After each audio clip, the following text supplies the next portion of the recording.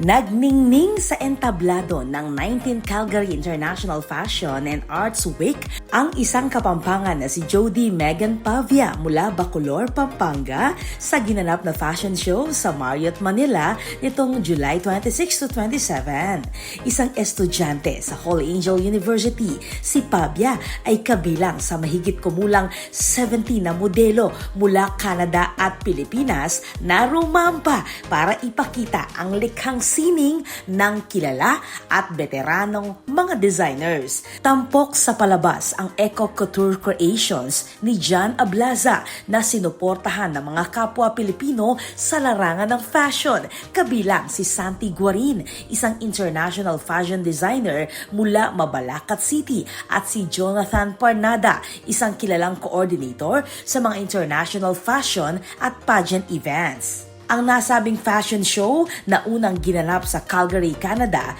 ay nagkaroon na rin ng shows sa Edmonton, Winnipeg, New York at Paris. Sa unang pagkakataon, dinala ito sa Pilipinas bilang bahagi ng pagbabalik bayan ni Limuel at Alvin, mga Filipino-Canadian na nasa likod ng event. Kasama rin sa mga dumalo sa prestiyosong fashion show ang ilang miyembro ng Diplomatic Corps. This is Patricia Mamangon on the spot.